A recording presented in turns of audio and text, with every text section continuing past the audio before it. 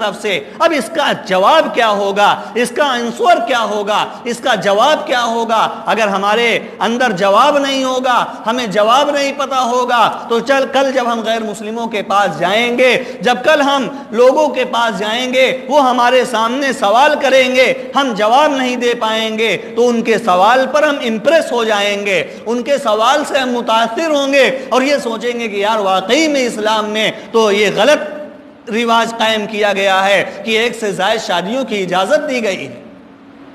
تو خوب اچھے سے اس معاملے کو سمجھ لیجئے، اس معاملے کو خوب اچھے سے اپنے ذہن کے اندر بٹھا لیجئے، کیونکہ یہ سوال مسلمانوں کا نہیں ہے، یہ سوال جو ہے برادران وطن کا ہو سکتا ہے، یہود و نصارہ کا ہو سکتا ہے، اور آپ کو ہر جگہ پر اس سوال کا جواب دینا پڑے گا۔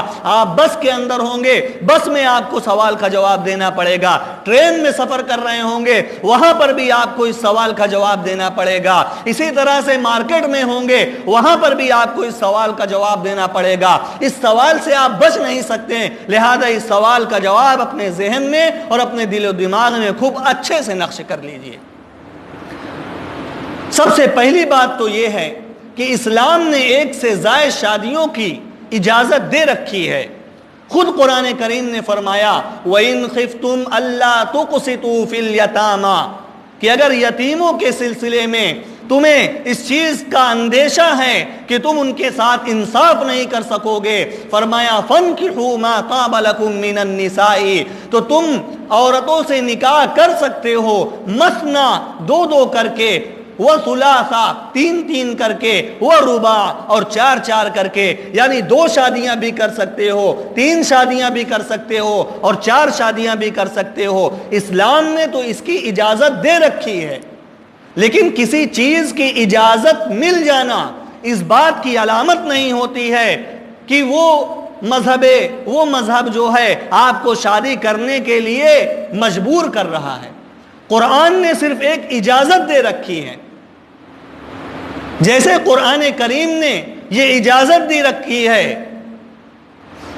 کہ جب تم کسی کو مار ڈالو گے، کسی کو قتل کر ڈالو گے، تو اس کا بدلہ یہ ہوگا کہ تم کو بھی مار دیا جائے، حکومت اسلام تم کو بھی قتل کروا دے۔ تو قتل کرنے پر قتل کی جو سزا بنائی گئی، تو اس کا یہ ہرگز مطلب نہیں ہے کہ اسلام نے قتل کی اجازت دے دی ہے۔ قانون کا بنانا الگ بات ہوتی ہے، اور اس پر مجبور کرنا کہ عمل کرے انسان، یہ الگ بات ہوتی ہے۔ مذہب اسلام نے ایک سے زائد شادیوں کو جائز تو قرار دیا، لیکن اس کی کئی کنڈیشن ہیں، اس کی کئی حیثیت ہے۔ یوں ہی ہم نہیں لے سکتے کہ بس اسلام نے جائز قرار دیا تو ہم بس اب نکاح دو کر لیں گے اور تین کر لیں گے اور چار بیویوں سے نکاح کر لیں گے۔ اگر ایسا ہم کر رہے ہیں تو اسلام کو کے اوپر ہم بھدا داغ لگانے کا کام کر رہے ہیں، یاد رکھیے گا۔ آج اگر اسلام سے لوگ دور ہو رہے ہیں تو اس کی وجہ ہم اور آپ ہیں۔ ہم اور آپ قانون کو ٹھیک سے سمجھ نہیں پائے اور اس پر عمل کرنا شروع کر دیا۔ لوگوں نے دیکھا تو ہمارے عمل کو دیکھ کر کے انہوں نے سمجھا یہی اسلام ہے، اور انہوں نے اسلام کو برا سمجھ لیا۔ تو اسلام نے، قرآن کریم نے ایک سے زائد شادیوں کو جائز قرار دیا ہے، یہ تو ضرور ہے، لیکن اس کے اوپر جو شرائط عائد کیے ہیں وہ بڑے زبردست عائد کیے ہیں۔ اسی وجہ سے اللہ تعالیٰ نے آگے فرمایا فَإِنْ خِفْتُمْ، اگر تمہیں یہ اندیشہ ہے، اگر تم ڈر رہے ہو، اگر اس بات کا خوف ہے اللہ تعدلوا کہ ایک عورت کے ساتھ تم انصاف نہیں کر سکتے، دو عورتوں کے ساتھ انصاف نہیں کر سکتے، اگر تین بیویاں ہیں تین بیویوں کے ساتھ انصاف نہیں کر سکتے، اگر تمہاری چار بیویاں ہیں چار بیویوں کے ساتھ انصاف نہیں کر سکتے، فَإِنْ خِفْتُمْ أَلَّا تَعْدِلُوا فَوَاحِدَةً، تب تم ایک ہی عورت سے نکاح کرو۔ ایک سے زائد عورتوں سے نکاح کرنا پھر تمہارے لیے درست نہیں ہے۔ یعنی اجازت تو دی گئی، لیکن اجازت کے ساتھ جو ہے شرط کو معلق کر دیا گیا، شرط کو قائم کر دیا گیا کہ دو شادیاں تب کر سکتے ہو جب دو کے درمیان میں تم انصاف کر سکتے ہو۔ اب انصاف آپ پوچھیں گے کہ انصاف کیسے ہو سکتا ہے، تو انصاف تو بہت سی چیزیں ہوتی ہیں، لیکن اسی بات سے آپ اندازہ لگا لیجئے کہ انصاف یہ ہے کہ اگر ہماری 2 بیوی ہے تو ایک بیوی سے اگر ہم مغرب کے بعد ملاقات کر رہے ہیں اور دوسری بیوی سے عشاء کے بعد ملاقات کر رہے ہیں تو ہم اس کے ساتھ ناانصافی کا کام کر رہے ہیں، ہم اس کے ساتھ ناانصافی کا کام کر رہے ہیں۔ اگر ایک بیوی سے ہم مغرب کے بعد ملاقات کر رہے ہیں تو دوسری بیوی سے بھی مغرب کے بعد ملاقات کریں، یہ ہے انصاف۔ اور نیچے اتر کر کے بات کو سمجھانے کے لیے کہہ رہا ہوں، حضرت تھانوی رحمت اللہ علیہ نے 2 نکاح کر رکھے تھے۔ ان کے ساتھ کیا معاملہ ہوا؟ ایک شاگرد نے لا کر کے انہیں تربوز دیا، ایک شاگرد نے لا کر کے انہیں 2 تربوز دیے۔ حضرت تھانوی رحمت اللہ علیہ کے سامنے وہ تربوز رکھا گیا۔ حضرت تھانوی رحمت اللہ علیہ نے اپنے شاگرد سے کہا کہ جاؤ چاقو لے کر کے آؤ۔ وہ چاقو لایا اور حضرت تھانوی نے دونوں تربوز کو آدھا آدھا کیا اور ایک تربوز کا ایک پھاگ اور دوسرے تربوز کا ایک پھاگ لے کر کے پہلی بیوی کے پاس بھیج دیا اور دوسرا جو حصہ بچا تھا اس کو دوسری بیوی کے پاس بھیج دیا۔ شاگرد نے کہا حضرت تربوز کا سائز اتنا ہی بڑا تھا، تربوز اتنا ہی بڑا تھا، آپ چاہتے تو ایک تربوز پہلی بیوی کو دے دیتے، دوسرا تربوز دوسری بیوی کو دے دیتے۔ تو حضرت تھانوی رحمت اللہ علیہ کا جواب سنیے، اللہ کے ولیوں کا جواب سنیے۔ آپ نے کیا جواب فرمایا؟ کتنا بہترین اور عمدہ جواب دیا۔ فرمایا کہ اگر میں ایک تربوز پورا ایک بیوی کو دے دیتا اور دوسرا تربوز دوسری بیوی کو دے دیتا اور پہلی بیوی والا تربوز میٹھا ہوتا اور دوسری بیوی والا تربوز کم میٹھا ہوتا، پھیکا ہوتا، تو اللہ کے یہاں مجھے ناانصافی کرنے والوں میں شمار کیا جاتا، اور میں نہیں چاہتا کہ بیویوں کے درمیان میں ناانصافی کروں۔ اس وجہ سے اللہ نے قرآن میں فرمایا ہے فَإِنْ خِفْتُمْ أَلَّا تَعْدِلُوا، اگر تم عدل نہیں کر سکتے، اگر تم انصاف نہیں کر سکتے فَوَاحِدَةً، تو ایک ہی بیوی کو رکھو۔ اس وجہ سے میں نے ایک تربوز کا ایک پھاگ اور دوسرے تربوز کا ایک پھاگ پہلی بیوی کو دیا اور دوسرے پھاگ کو دوسری بیوی کو دیا۔ تو بتانے کا مقصد یہ ہے کہ اس کے اندر بہت کنڈیشن اور بہت شرائط عائد کیے گئے ہیں۔ ایسے ہی نئی اسلام نے کہہ دیا ہے کہ بس 2 شادیاں کر لو۔ اب سوال یہ پیدا ہوتا ہے کہ اسلام نے 2 شادیوں اور 3 شادیوں اور 4 شادیوں کی اجازت کیوں دی؟ تو اس کا جواب یہ ہے کہ بہت سے ایسی کنڈیشن ہوتی ہے، بہت سے ایسے مرحلے ہوتے ہیں جس کے اندر ایک سے زائد نکاح کا کرنا ضروری اور لازم ہو جاتا ہے۔ اگر وہ نہ کیا جائے تو زندگی جو ہے بیکار ہو جاتی ہے۔ بہت سے ایسے واقعات دیکھے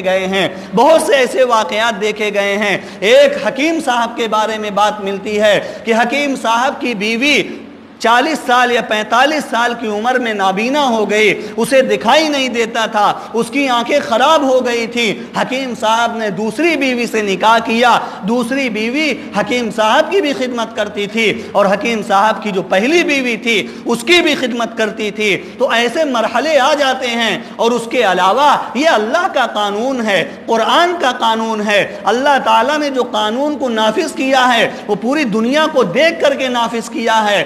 وہ قانون کیوں نافذ کیا؟ اس کی وجہ یہ ہے کہ اگر دنیا کے اندر مردم شماری کی جائے، اگر دنیا کے اندر مردوں کو الگ کیا جائے، عورتوں کو الگ کیا جائے، تو آپ غور کریں گے کہ مردوں سے زیادہ عورتوں کی تعداد نکلے گی، مردوں سے زیادہ عورتوں کی تعداد نکلے گی۔ سوڈان کو آپ اٹھا لیجئے، سوڈان میں 1901 کی مردم شماری میں جب سارے مرد اور عورت کو جب سوڈان کے اندر گنا گیا تو 1901 میں آپ سوچئے کتنا سال پہلے کی بات ہے، 1901 میں 1,22,000 زیادہ عورتیں سوڈان کے اندر پائی جا رہی تھی، اور 1801 میں مردم شماری کی گئی آسٹریلیا کے اندر تو 6,24,000 عورتیں مردوں سے زیادہ آسٹریلیا کے اندر پائی جا رہی تھی۔ ہسپانیہ کو اٹھا لیجئے، 4,57,235 عورتیں مردوں کے مقابلے میں ہسپانیہ ملک میں زیادہ پائی جا رہی تھی۔ آپ امریکہ کو لے لیجئے، آپ اسی طرح سے جو بڑے بڑے ملک ہیں جہاں پر کرسچن کی حکومت ہے، آپ وہاں پر اٹھا لیجئے، آپ دیکھیں گے کہیں پر 40 لاکھ عورتیں زائد پائی جا رہی ہیں مردوں کے مقابلے میں، اور کہیں پر 80 لاکھ تک کا معاملہ چلا جا رہا ہے۔ جب مردوں کے مقابلے میں عورتیں زیادہ ہو گئیں، اب میرا سوال یہ ہے کہ عورتوں کے سامنے دو کنڈیشن ہیں۔ ایک تو یہ ہے کہ عورتیں جو ہیں، جو جن مردوں کی شادی ہو گئی ہے، ان کے پاس جا کر کے نکاح کر لیں اور ان کے ساتھ رہنے کا کام کریں، ایک صورت تو یہ ہے۔ اور دوسری صورت یہ ہے کہ جب ان عورتوں کو، ان 6 لاکھ عورتوں کو اگر کوئی مرد نہیں ملے گا تو وہ عورتیں بازارو عورت بنیں گی، وہ اپنے خواہش کو مٹانے کے لیے بازارو عورت بنیں گی، وہ کوٹوں پر جائیں گی اور اپنی شہوت کو مٹانے کا کام کریں گی۔ تو اسلام نے نہیں چاہا کہ کسی کی بہن، کسی کی ماں، کسی کی بیٹی اس کام کے اندر ملوث ہو، اس وجہ سے اسلام نے ایک دروازے کو کھول دیا کہ جہاں پر ضرورت پڑے گی وہاں پر ایک سے زائد نکاح کیے جا سکتے ہیں۔ اور جو لوگ اعتراض کرتے ہیں، ذرا ان کے دھرموں کو کھنگال لیجئے، چونکہ آپ کو سوال برادران وطن ہندو بھائیوں کو جواب دینا ہے، تو ان کو بھی ذرا ان کے مذہب کو کھنگال لیجئے۔ بھاگوت گیتا، مہا بھارت کو اٹھائیے، اس کے اندر آپ کو یہ بات ملے گی کہ دشرتھ نے جو شادیاں کر رکھی تھی وہ 3 شادیاں کر رکھی تھی۔ دشرتھ کی 3 بیویاں تھیں۔ اس سے آگے بڑھ کر کے آپ کو بتا رہا ہوں، آپ جواب دیجئے، آپ ان سے کہیے کہ آپ کسی مذہب کو برا بھلا نہ کہیے، ہم بھی آپ کے مذہب کو برا بھلا نہیں کہتے، ہم آپ کے مذہب کو برا بھلا نہیں کہیں گے، آپ ہمارے مذہب کو برا بھلا نہ کہیے، آپ اپنے مذہب پر عمل کریے، ہم اپنے مذہب پر عمل کریں گے۔ تو اس سے آگے بڑھ کر کے شری کرشنا جی کو اٹھا لیجئے، تو شری کرشنا کی شادی اگر آپ دیکھیے تو جو کتابوں کے اندر یہ بات ملتی ہے کہ سب سے پہلے انہوں نے 8 شادیاں کر رکھی تھی۔ کتنی شادیاں؟ بولیے کتنی؟ 8 شادیاں کر رکھی تھی۔ شری کرشنا نے 8 شادیاں کر رکھی تھی، اور مہا بھارت کے اندر، بھاگوت گیتا کے اندر یہ باتیں درج ہیں۔ 8 شادیاں کر رکھی تھی۔ پھر ان کے دور میں ایک شخص ایسا تھا جو کئی ہزار بادشاہوں کی لڑکیوں کو اس نے قید خانے میں بند کر دیا تھا، قیدی بنا لیا تھا۔